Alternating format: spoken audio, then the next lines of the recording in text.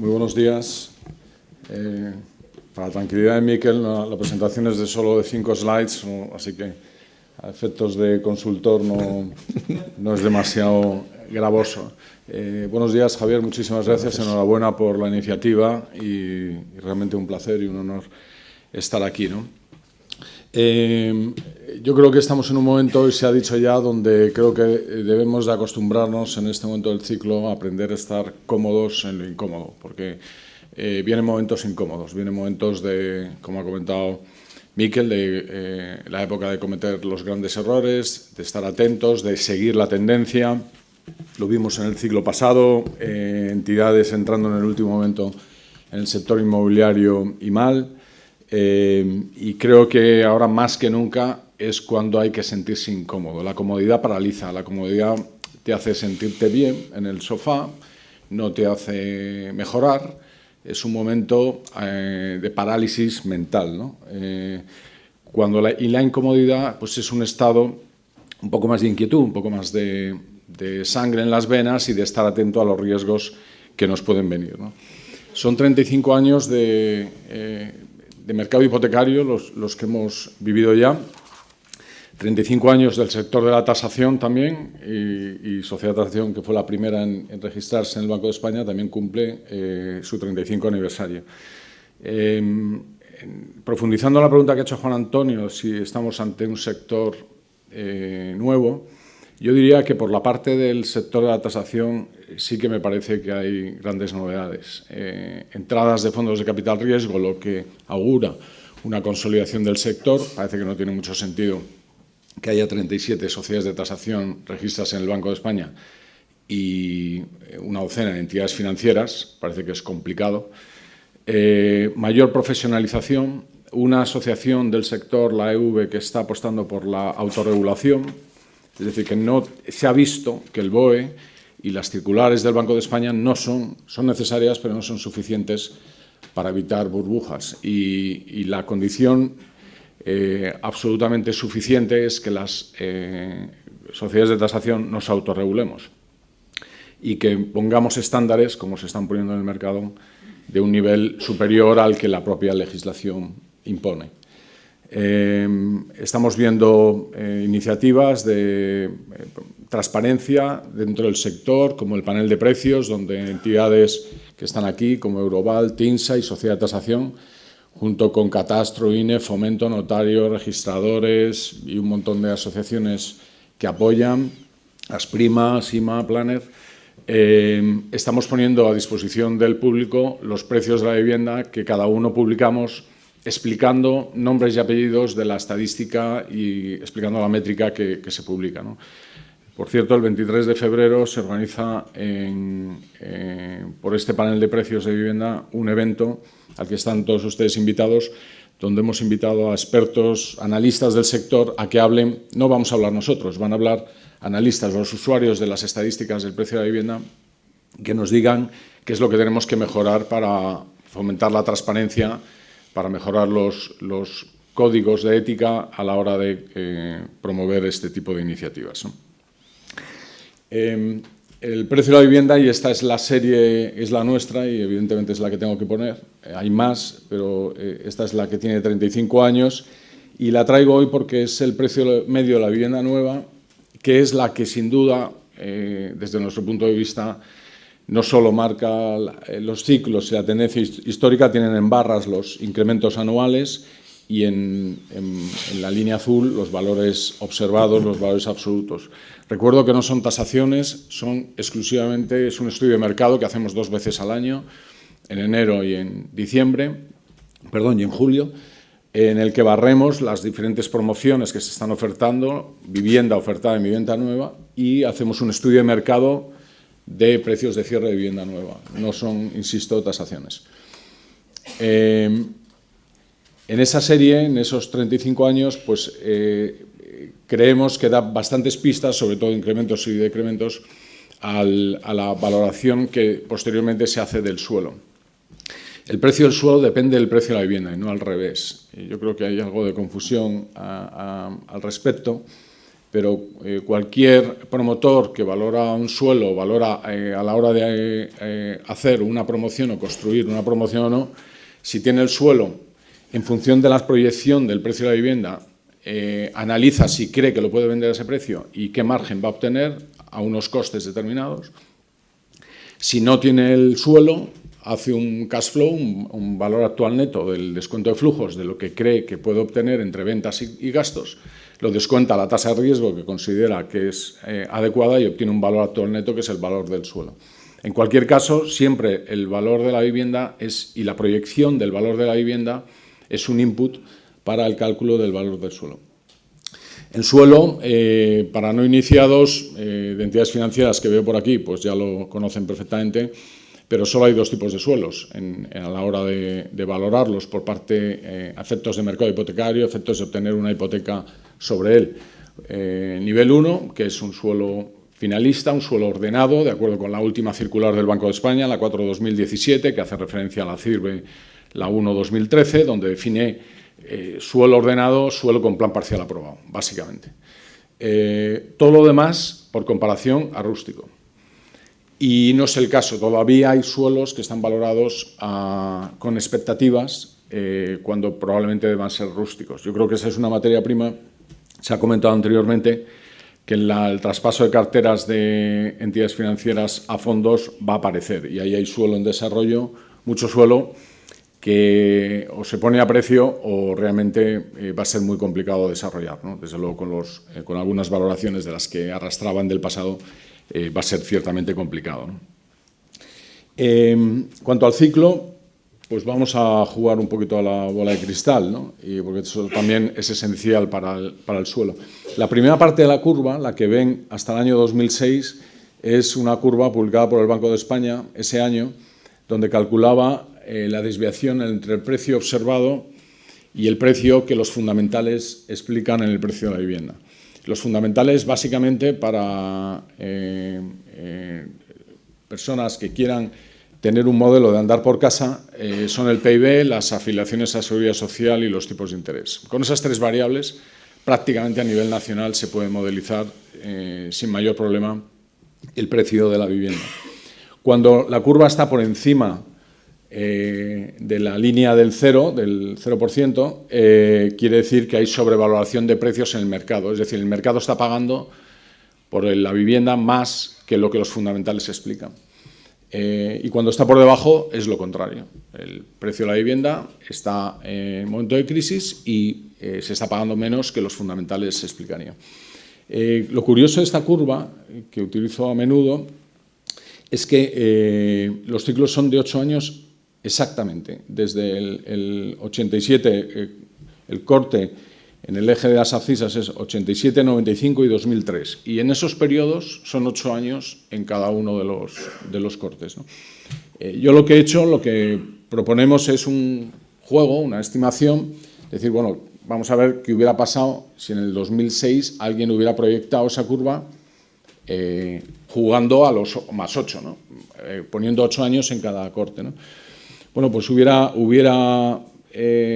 descubierto que hubiera cortado en el 2013 y se vuelve a cortar en el 2021, siendo el punto más bajo de este ciclo en el año 2017 hubiera sido el punto mínimo, el punto de recuperación del ciclo, ¿no? Si esa curva es verdad, deberíamos tener 8 años por delante de crecimiento del precio de la vivienda, o 8 años más los 4 de caída posterior, que en cualquier caso están por encima o estarían por encima del precio que se está viendo, lo que justifica pues, las salidas a bolsa, la entrada de fondos, la revalorización del precio de la vivienda en las grandes capitales como anticipo de lo que puede venir con posterioridad.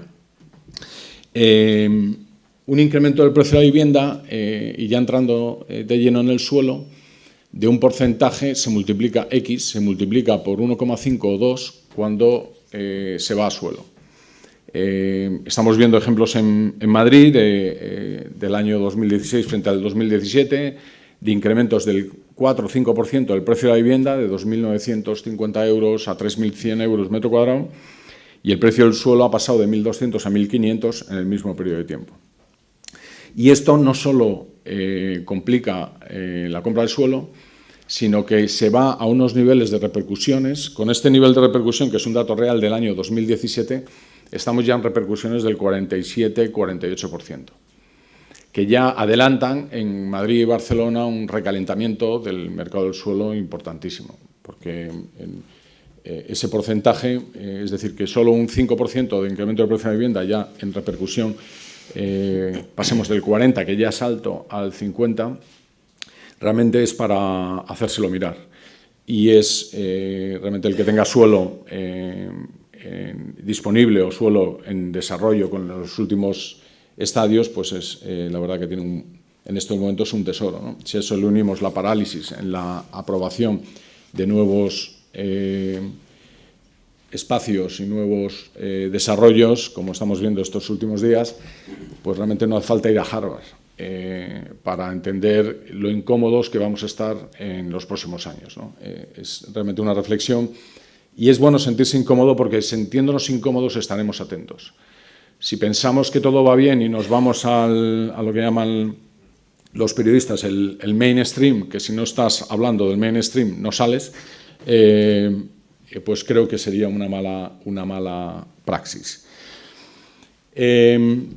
Además, súmanle a estos los costes de construcción, que ya se ha mencionado, que están subiendo, súmanle el nuevo Código Técnico de Edificación que viene de camino y súmanle la ley transposición de la Directiva de Eficiencia Energética que también viene en camino. Por lo tanto, lo que nos viene en costes es más, lo que nos viene en repercusiones es más, lo que en márgenes, no está Miquel, ya se ha ido, pero también nos diría que el volumen es bello, pero exige más rentabilidad.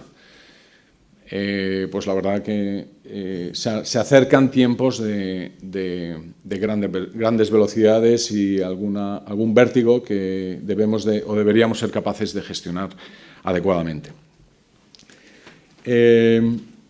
La segunda parte de la presentación me gustaría poner los pies en el suelo, nunca mejor dicho, y tratar de compartir con ustedes el conocimiento que a mí me pasan los 900 profesionales que trabajan con Sociedad de Tasación día a día, valorando las calles de este país y valorando los terrenos de este país. Y lo que hemos hecho es, a modo de mapa del tiempo, tratar de reflejar situaciones que reflejan la heterogeneidad del mercado. Ya está dicho que el mercado de la vivienda es heterogéneo, creo que de todos es conocido, pero ¿cuánto de heterogéneo es? Y sí me gustaría, si me permiten unos minutos, bajar a la arena y simplemente, como si fuera el hombre del tiempo, ¿no? Ir viendo por cada comunidad autónoma, destacándoles lo que me parece relevante y que se puedan llevar de aquí a modo de tuit o a modo de resumen ejecutivo, pero que al final creo que entenderán el por qué lo hago y la diversidad a la que nos estamos enfrentando, ¿no? Empezamos por Galicia, como hizo ayer la mujer del tiempo. No sé por qué empiezan siempre por Galicia, van de izquierda a derecha. Yo me pregunto cuál es la razón del orden, pero todos empiezan por el mismo sitio, no sé. Así que tengo que empezar por Galicia, ¿no?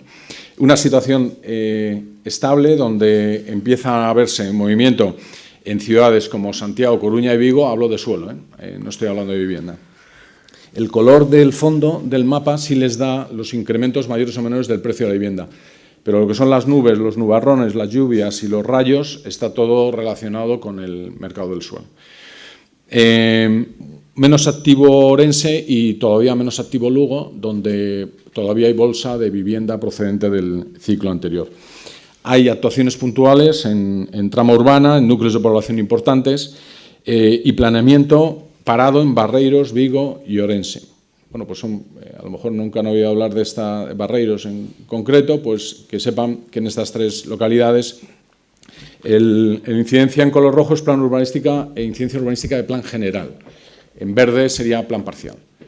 Evidentemente un plan general suspendido o situaciones como la de Llanes o Denia, que veremos más adelante, pues son todavía más complicadas porque al suspenderse el plan general, si no hay un plan general anterior en vigor, no hay nada. Y es lo que pasa en dos de los municipios de España, concretamente en Llanes y en Denia, ¿no?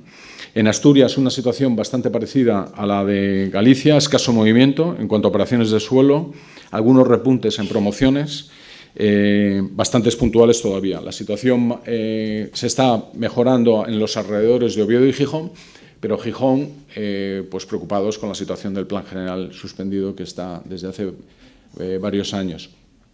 También la situación de Llanes, que es, como decía antes, particularmente curiosa, porque no tiene en este momento un plan general de referencia. Hay que irse a cuota o a reglamentos urbanísticos locales para poder obtener una licencia en estas localidades. En Cantabria, básicamente, ligeros repuntes, bastante parado.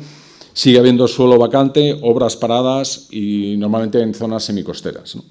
El Plan General de Ordenación Urbana de Santander también sigue anulado en este momento. En el País Vasco, uso residencial estable a nivel general, se consolida el repunte en San Sebastián y en realmente todo el País Vasco en viviendas de primera vivienda y de calidad. Euskadi tiene el índice de parque más viejo de pisos del sur de Europa.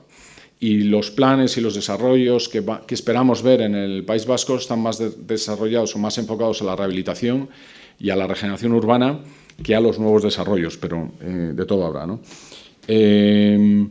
Hay, por ejemplo, en Bilbao el Plan General de Ordenación Urbana incorpora 13.000 viviendas nuevas. En Álava la demanda de VPO ha caído más de un 60%. Son datos que creo que reflejan una realidad que estamos viendo ahí, ¿no? En Navarra, ligeros repuntes.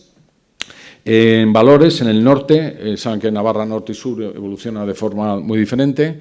En el norte repuntes en valor de residencial, mientras que en el sur sigue estancado con gran cantidad de suelo vacante y sin previsión de desarrollos a medio y corto plazo.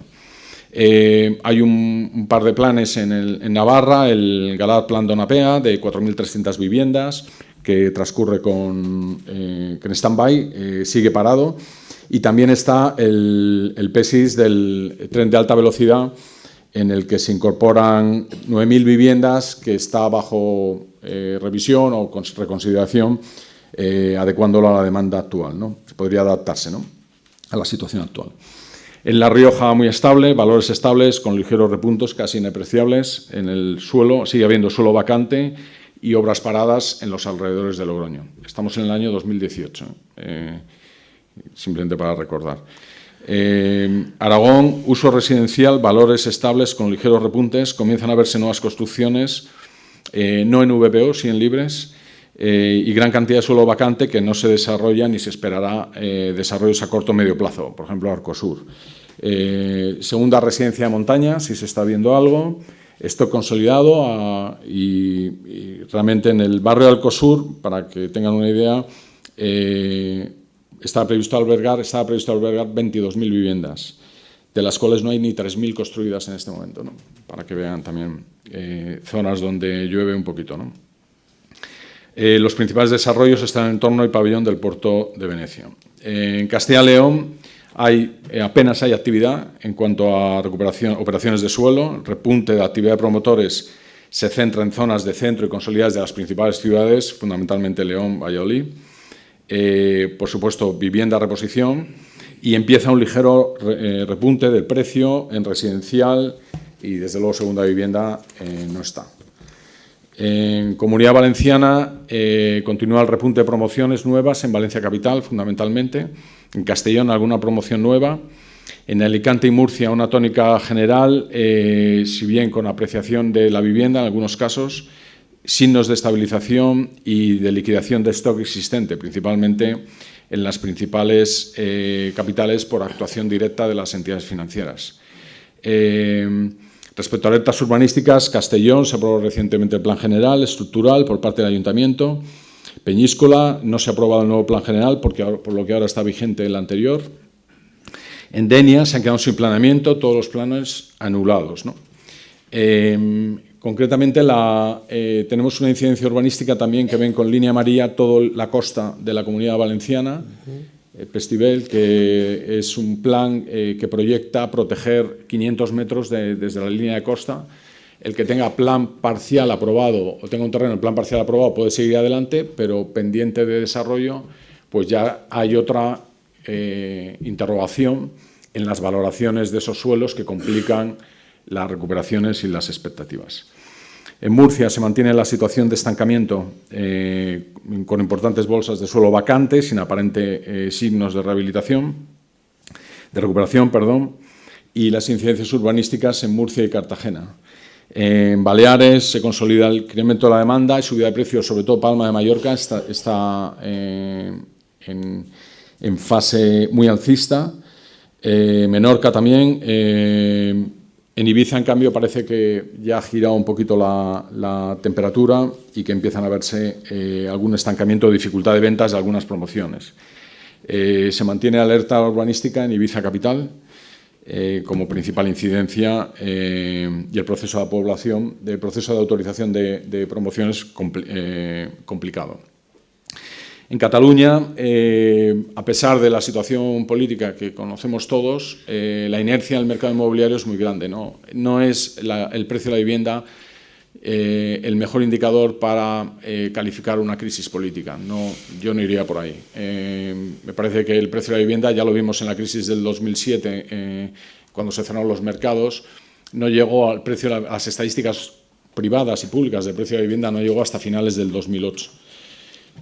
Hay otros indicadores como el RevPAR o ocupación hotelera o precios de alquiler o índices de confianza del sector que sí que pueden detectar mejor la temperatura que el precio de la vivienda. Y por lo tanto es normal y no esperen ver en los próximos 12 meses caídas del precio de la vivienda en Barcelona o en capitales catalanas, pase lo que pase, porque realmente operaciones que se han cerrado hace 2 años, que se pueden cristalizar ahora, o esperas del promotor antes de bajar precios, esperando a que se consolide una situación que puede ser más o menos agradable. El sur de Cataluña sí que está peor que lo que es la parte de Barcelona y la parte del norte, o sea, ahí también hay norte y sur, ¿no?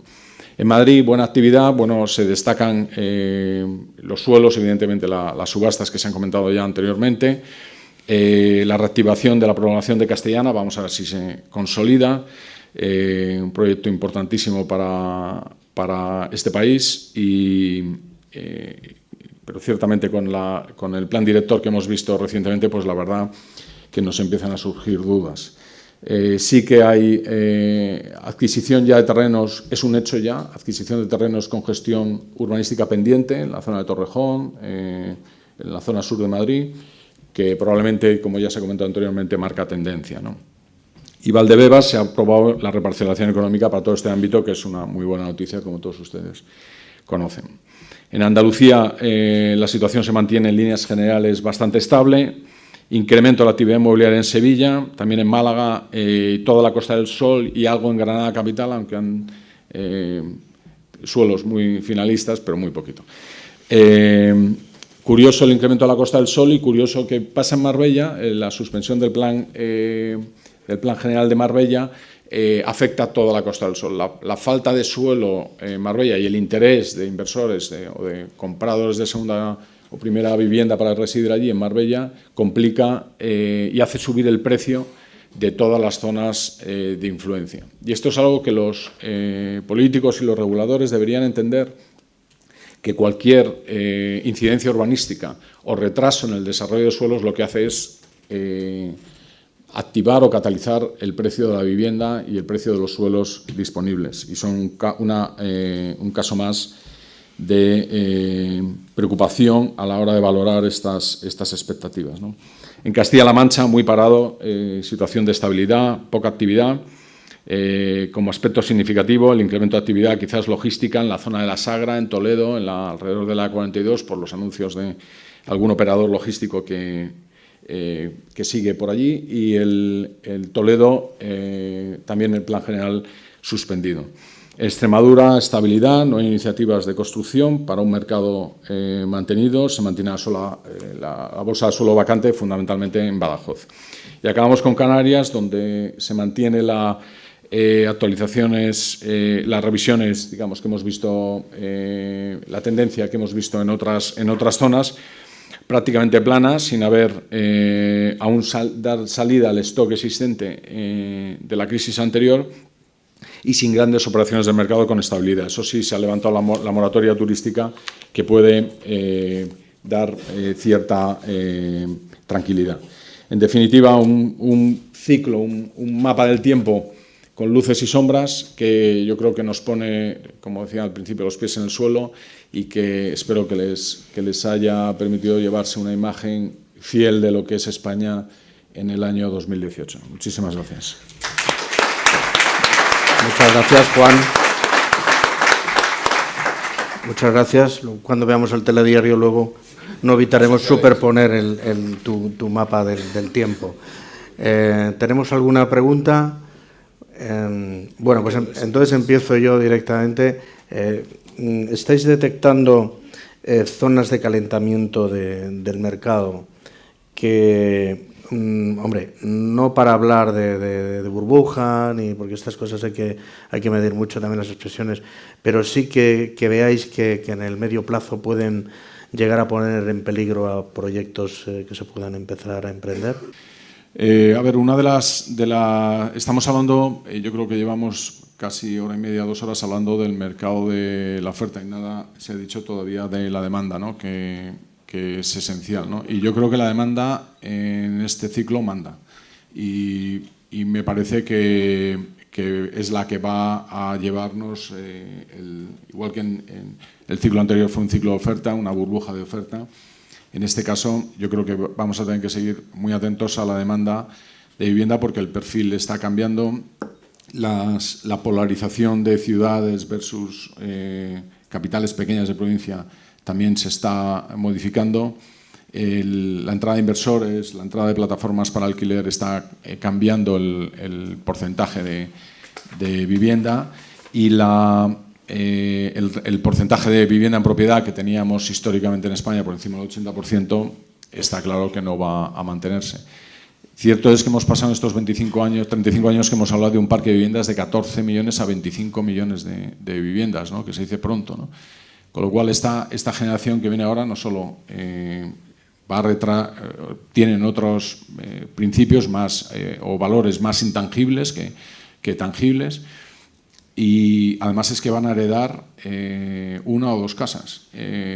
Por lo tanto, yo creo que la parte de la demanda es la parte más delicada y la que puede, si no la estudiamos bien, respondiendo a tu pregunta, es la que un error en el cálculo de la demanda es la que puede generar los errores de cálculo en la oferta, ¿no? Y donde el que tenga el suelo pues comete algún tipo de riesgo o asume algún tipo de riesgo, pero el que no tenga suelo y tenga que comprar, riesgo es mayúsculo.